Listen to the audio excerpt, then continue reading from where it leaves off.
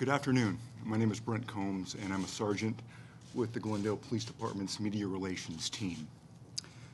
Today, the Glendale Police Department has served a second search warrant on Jhessye Hunter's apartment in Glendale. This is the same location that Jhessye Shockley was reported missing from on October 11th of this year. The investigators that have served this search warrant, along with our partners from the FBI, did this as a result of receiving recent information within the past few days, which has led them back to the apartment. We can't discuss specifics on that information at this time. All leads to date that had anything to do with sightings of Jhessye or the potential that an extended family member might have Jhessye just have not proved to have substance. However, the leads that have come in that say that the apartment in question, which is where we're at, and Jhessye Hunter have substance to this investigation have proven to be accurate as far as we can tell. We have not located Jhessye yet. Today, Jhessye Hunter was arrested by the Glendale Police Department for child abuse directly related to her daughter, Jhessye Shockley. Let me make it clear that we have not located Jhessye yet. Many of you have asked questions with respect to the polygraph as it relates to Jhessye Hunter. I can tell you that to date, the polygraph has been offered to Jhessye on more than one occasion.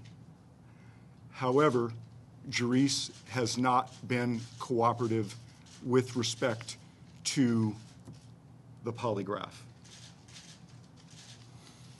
About a week ago, the Glendale Police Department, in conjunction with Silent Witness, decided to increase the reward for information that would lead to us finding Jhessye and bringing that person or those persons to justice that are responsible for Jhessye's disappearance. That reward has been increased to $25,000. I can tell you that with the information that has come to our investigators in the past few days, we do not believe it will be likely that we will find Jhessye alive. However, that reward remains in place because it's still very important to us to locate Jhessye, and extremely important to us to bring that person or those persons to justice that are responsible for her disappearance. Last, I'd like to make it very clear that this is by no means the end to this investigation. Our investigators will still continue to work diligently in locating Jhessye. This is just a step down that investigative path towards that final conclusion. And that's the end of my prepared statement this morning. Do you consider Jhessye a suspect or an investigative lead at this time? She has been placed under arrest for child abuse directly related to her daughter, Jhessye. And yes, she is our #1 focus. Is it directly related to child abuse related to the disappearance or subsequent child or earlier child abuse? It is related to recent child abuse. Was there a statement made about child abuse 3 days ago? what led you to the arrest today? Because this has been information that you've had for 6 weeks.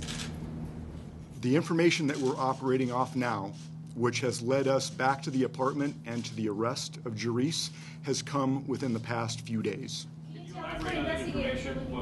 Can you tell us what information? It would be completely inappropriate for me to give any specific details on that information. It is our mission to do the very best that we can in order to find Jhessye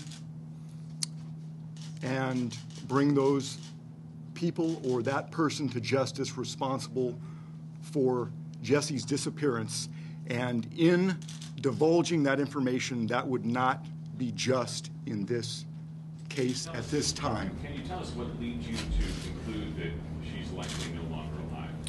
I cannot.